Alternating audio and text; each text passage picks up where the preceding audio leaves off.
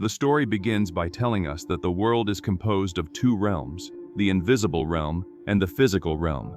The physical realm is ruled by humans, who were made from clay. Meanwhile, in the invisible realm, the jinn reign, created from fire. These jinn have a more envious and arrogant nature, because they believe that fire is nobler than clay. Thus, it is common for there to be conflicts between the two realms, which are frequently at war. Among humans, a group called the Hunters emerged, endowed with the power of sight, protecting humans from evil jinn. In the past, they were strong warriors, recognized by everyone. However, their heritage became corrupted, and today there are rumors that they have become executioners, judges, and executioners. The film then shows us a young boy named Arif, who is going to school and says goodbye to his grandfather. On the way home, during the night, Arif is walking alone through a thicket until he hears a voice calling his name. He looks for someone who might be calling him and sees a figure hidden in the middle of the thicket. Then he runs, afraid of what it might be, saying his prayers, until he finds a jinn in front of him, the one who was calling him. His flashlight goes out, and he asks how she knew his name.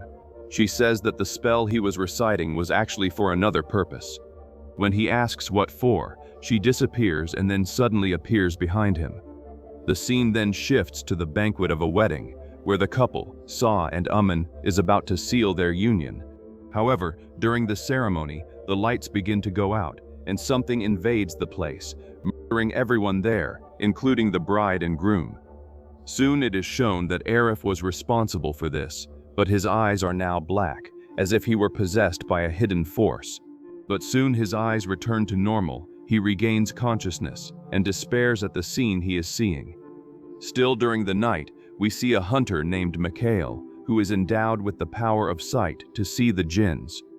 He is digging a hole in the middle of the forest, until he finds something hard under the ground. He then removes the wood from the coffin where the body of a woman was. He removes what appear to be needles from her face, and places them inside a bottle.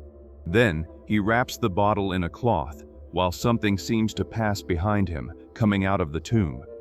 Before burning the bottle, his cell phone rings, and when he turns around, he sees a jinn on a rock, who attacks him, but he manages to push her away. The jinn attacks him again, and they begin to fight. During the fight, he picks up a chain and uses it to defend himself from the attacks, and also to bind her. At that moment, the jinn identifies itself as the jinn of the grave, and says that it will never die. However, Mikael pulls his chain and tears off his head, kicking it back into the grave. Soon after, he sets the place on fire. The next day, while preparing his things, Mikael receives a call from his boss, saying that he has a new case for him. Mikael says that he is already busy with his services, but his boss replies that this is a more serious case, in which many people are dying because of individuals with strange behavior, different from what they used to have. At that moment, Mikael has memories of his sister, Taja, who was taken to the world of the jinn and whom he never found again. His boss then asks him to go to Kuala Gerbang, investigate the situation, and then return. When he arrives in the city where the cases are happening, a bird immediately hits the glass of his car, and when he gets out to sea, he observes a ruined stone monument near the place, which is later shown to be a heritage site called Living Stone. When he arrives at the wedding site where the tragedy happened, he meets a police officer who introduces himself as Sergeant Koch. He says that he has heard many stories about Mikael, that he solves all strange and difficult cases. Mikael then begins his work, starts investigating the place and the bodies of the victims. Koch informs Mikael that this case is the most terrible of all, and that the station will need to send reinforcements. Mikael asks about the story of the boy Arif, and Koch explains that he is an orphan boy and very withdrawn, and that perhaps he snapped to commit such an atrocity.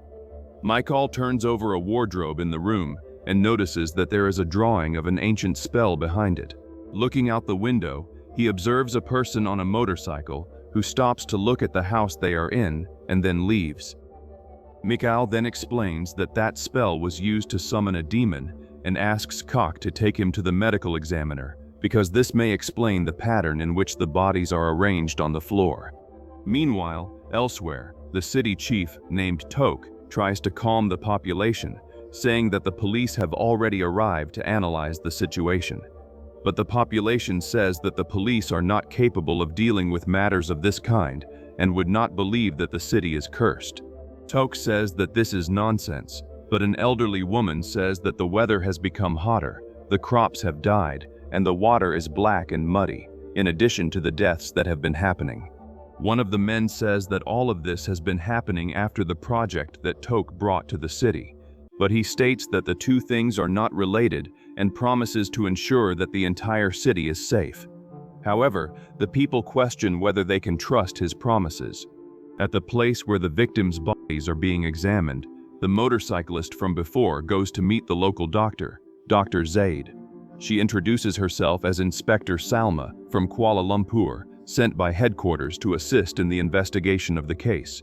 The doctor explains that the city is small and used to be quiet when it came to deaths. So much so that he is the only doctor in the city and does not have an appropriate place to take the bodies. He shows the body of the murdered groom, saying that he was tall and attractive, but that was not enough to stop Arif. In contrast, he laments Sa's death because he had sent her a love letter before she met Amin, but was rejected. Salma then leaves the place, but before that confirms some information on her cell phone, and it is shown that she has several false identities in her bag. Dr. Zaid remains in the hall where the bodies are, and when his back is turned, Amin's arm moves. When he turns around, he asks if there is anyone in the place. An object falls to the floor behind him, and when he approaches Amin's body, he suddenly grabs his arm, stands up, and declares that Sa belongs to him. Zaid runs desperately and bumps into Mikael and Kok, who had just arrived. Zaid states that Amin came back to life after the arrival of an inspector. Mikael hears the information and then leaves the place, leaving Zaid alone again with the bodies. Outside, Mikael asks where Arif is, and Kok replies that he is at the police station. Before getting into the car, Mikael hears, through the loudspeaker, a message from the city chief, telling the population not to go out at night until the authorities investigate the situation. Mikael then gets into the car and heads to the police station. Upon arriving, Mikael observes a map of the city and says that his ancestors lived in a village nearby, but sold the land to other people. Suddenly, the lights begin to flicker, and one of the police officers says that they have been like that since the previous night. Mikael finds this strange. He takes a photo of the spell found behind the wardrobe and heads toward a room. Before entering, he asks Kok to put an oil in his eyes and asks him to remain calm if he sees anything strange inside. Mikael then enters the room and finds Arif sitting alone. He sits down, shows him the photo of the spell found behind the wardrobe, and asks if he knows what it was. However, the boy remains silent. Mikael then says that he had seen that when he was a child, that his father warned him to be careful with it, but he was very stubborn. Then, he takes out a bag containing mountain salt, soil, and black pepper, and begins spreading the mixture over the table. Arif begins to become uncomfortable, and then says that someone gave him that, saying that it would protect him. Mikael asks what it would protect him from, and Arif replies that when he is praying, going to school, or sleeping, that thing keeps disturbing him. He then seems to lose control, climbs onto the table, and begins attacking and fighting the two of them. Kok is knocked down, and Mikael takes the salt that is on the table and throws it at the boy, asking the demon to leave him alone. Then, he delivers a blow that expels the demon from his body and throws it through the window. The jinn introduces itself as a level 13 jinn and says that it can hardly wait to see him in hell. Mikael leaves the room to continue fighting the demon, but the police officers see only Mikael fighting alone because they cannot see the jinn. They point their weapons at him, but Kok stops them from shooting. During the fight, Mikael has a vision of his sister Taija inside the room, asking for help and then burning to ashes. The jinn then says that his sister is now with them and attacks him again. Mikael takes the salt that he still had in his pocket and throws it at the demon, which disappears. Mikael then tells Kok that he was right and that they needed reinforcements. Later, Mikael goes to a seller of objects named Winston. She sells enchanted objects used for protection or to fight against evil beings. She shows a bullet made from Garuda bones and then another made from salt extracted from mermaid scales. He places them in his gun and then reveals the case he is facing and that day he had to face a level 13 jinn. She is shocked by the information and says that hierarchy corresponded to the rank of lieutenant in the realm of the jinn. He then shows her the photos of the case. Upon observing the pattern of the deaths, including a victim whose hands turned black, she takes a scroll that tells a prophecy about the end of the world, according to which, within 7 days, when the 7 protectors commit 7 sins, the prince of the jinn will cross the gate and destroy the world, and only the power of the sacred relic will be able to stop him. Mikael questions what the sacred relic would be, but Winston says she does not know. Mikael remembers that his sister Taija appeared when he was fighting the jinn, and that he had said that they were with her.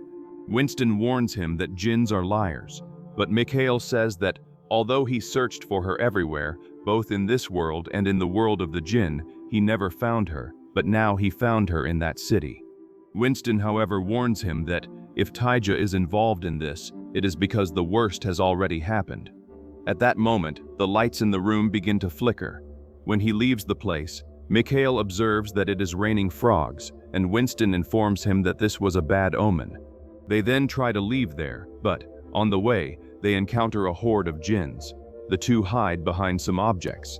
Mikael gives the car key to Winston, asking her to get his things from the trunk while he faces the jinns alone. He draws the attention of the jinns who charge toward him. Mikael faces them with his gun loaded with enchanted bullets, but, after being disarmed, he begins to be at a disadvantage. He then knocks over an aquarium, making its water spread across the floor, and right after punching the ground, seems to enter the world of the jinn, where he becomes more powerful and faces the jinns more easily.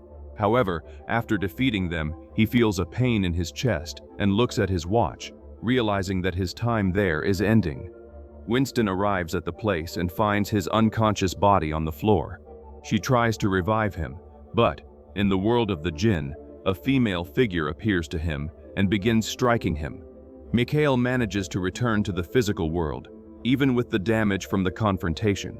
He gets up and says that he and Winston need to go to Kuala Gerbang, but she has no interest in participating in these cases and withdraws.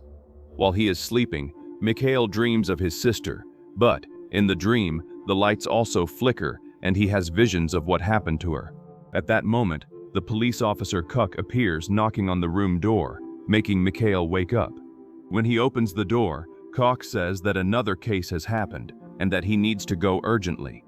When he arrives at the place, a solar eclipse happens at that moment. They enter the environment and find a man eating pieces of a game uncontrollably. Mikael helps him, but at that moment, the jinn takes control of the man and asks him if he wants to kill him the same way he killed his sister. The two begin to fight. The warrior is at a disadvantage, and after being thrown to the floor, Winston appears with a weapon that she calls Thunder Mountain Water and begins shooting at the jinn, making it flee. Mikael thanks her for the help and says that they need to look for who the protector mentioned by the demon is. The city chief Tok arrives at the place to check the situation. The residents again say that the city is cursed, mention the eclipse that is happening, and state that everything began after Tok's project for the city, asking him to cancel it. At that moment, they see Mikael and call him to hear his words. Mikael says that there really is a prophecy about the end of the world caused by the jinn, but that it will only be fulfilled after the 7 protectors are defeated. He says that he believes the 7 protectors are connected to the city, but he is still not sure. Tok dismisses the population and tells Mikael that he can count on his help to resolve the situation. At that moment, it is shown that Salma is also at the place, and she finds a paper hidden under a wooden floor. Mikael goes to meet her and tries to take the paper she had found. The two enter into a confrontation, which ends up tearing part of the paper, but Salma manages to escape through the window. While resting at the police station, Mikael has memories of the past with his sister. It is shown that he was facing a jinn when his sister appeared to try to fight it. Mikael reprimands her, saying that it was very dangerous, but she replies that she can take care of herself and that she did not need him. He then tells her to do whatever she wants, since she does not want to obey him, and leaves her alone. Back in the present, Coke analyzes the part of the torn map that Mikael managed to recover. When Mikael analyzes the map, he realizes that the cases happened in the areas where the descendants of the possessed victims lived, and concludes that all of them would be the protectors mentioned in the prophecy. Winston says that all of this can be stopped by the sacred relic, but that they still need to discover what it is. Mikael then states that they need to go into the jungle, because the sixth protector disappeared and headed in that direction. Meanwhile, in a remote place, a man is shown entering a hideout, where we see the sixth protector lying down. Then it is revealed that the mysterious man is in fact the city chief. He takes a dagger, recites a spell, and, when he finishes, strikes it against the protector. Then, he removes his and shows it to the prince of the jinn, Torsim, who is trapped in the place. Torsim promises that Toke will rule not only the city, but the entire world, if he continues serving him. Then Toke places the heart back into the protector, who returns to life already possessed. Mikael and his companions are in the forest, and Winston uses an enchanted talisman to head toward a treasure that may be in the region. Along the way, Mikael hears his sister's voice calling him and goes toward her. When he arrives, he finds his sister. She says that she is in pain and blames her brother for leaving her alone. Mikael asks for forgiveness for what he did and approaches her, but at that moment, the apparition charges at him, while Mikael tries to convince her to stop. Meanwhile, Winston and Cock notice Mikael's absence, but continue following the direction of the talisman until they reach a place of worship. At that moment, Cock hears a voice and, when he turns around, sees the possessed sixth protector, who grabs him by the neck. While Mikael is fighting against his sister, he hears Winston's screams. Realizing that his sister has disappeared, he runs toward the screams. Cock is struck against a tree. Salma arrives at the place and tries to wound the jinn, but it has no effect. Then Mikael appears and hits him with a punch. Everyone joins together to defeat the possessed one, and after Mikael delivers a blow that makes him fall to the ground, he observes a spear among the branches of a tree. When he approaches and touches it, he enters a kind of trance. Winston touches him to try to help him, but at that moment, she has a vision of the past. The vision shows the war that existed between humans and jinn, and how the prince of the jinn, Torsim, almost conquered the physical world. However, 7 righteous men united their strength and powers to forge a sacred relic, which they used to defeat Torsim and imprison him in the spiritual world, where he remains trapped until the present moment. Winston then returns to consciousness and, when she looks at Mikael, sees him holding the sacred blade. They return to the police station, and Coke assembles the complete map with the missing part. Mikael redraws the connections between the protectors and realizes that all the points converge on the cultural heritage site of the living stone. They then question who the 7th protector would be, and Kwok says that that place was where his ancestors lived, but that was a long time ago. At that moment, everyone realizes that he is the 7th protector. They then lock him in a cell and surround it with enchanted salt as a precaution. Then, they prepare with their weapons, imagining that the jinns will come looking for Cock. Mikael and Salma take a break to eat and leave Winston protecting Cock's cell at the police station. Mikael talks with Salma, and she reveals that she is searching for the sacred relic only because it has priceless value, but that she ended up helping because she does not want the world to be dominated by the jinn. While Winston is guarding Cock's cell, the city chief, Tok, arrives at the place. He says that she looks tired and that he can guard the cell. However, Winston replies that she is not tired, only hungry. She then hands the keys to Tok and says that she will not take long. With the two alone, the prince of the jinn begins to speak to Coke through the city chief and manages to possess him by exploiting his desires. When Winston meets Mikael and Salma, she explains that Tok appeared at the police station. At that moment, they hear through the loudspeaker Cock's voice, telling all the residents to gather at the police station for their own safety. At the same time, the possessed protectors appear in the streets. Mikael tells Winston that she must return to where Cock is, while he and Salma face the jinns. The scene returns to Tok, showing him performing a spell at the living stone site, while all the people killed by the possessed protectors come back to life. The city residents are gathered at the police station and end up being locked in a cell. Meanwhile, Cock, possessed, pours gasoline over them and then over himself. When he is about to set everyone on fire, Winston arrives to stop him and shoots him with her weapon, making him fall to the ground and regain consciousness. At that moment, Talk concludes the spell, and a portal opens in the sky, being seen by everyone. Mikael and Salma then leave there toward the portal. They arrive at the place and find Taija and the sixth protector on the way. Mikael uses his sacred spear, while Toke continues performing the spell. However, during the fight, Mikael hears Torsum's voice in his head, which convinces him to fight on his side, asking him to kill everyone in his path. At that moment, Taija seems to regain consciousness, and Mikael attacks Salma. Before he delivers a fatal blow to her, Taija stops him and says that nothing that happened was his fault. Then it is shown that, before falling into the world of the jinn, Taija freed herself from the chain, because otherwise the two of them would have ended up falling together. Mikael tries to return to consciousness, and Taija goes to face Toke, but cannot defeat him. Toke then uses his dagger and strikes her in the back. Upon seeing what happened, Mikael picks up the sacred spear and charges toward Toke. First, he manages to defeat the sixth protector, who had been possessed, and then faces Toke, also striking him with the sacred spear. However, Toke reveals that in truth, he was only a sacrifice, because Mikael was the true seventh protector, and that his sin now was having killed a human being. Mikael then remembers that he had said that his ancestors had already lived in the city, exactly where Coke's ancestors lived. He goes to see how his sister is, and she asks forgiveness for not knowing how powerful the spiritual world was. At that moment, the inscriptions on the stones light up, and the prince of the jinn comes out from the center of a flame, saying that the hunter caused him many problems. The two begin to fight.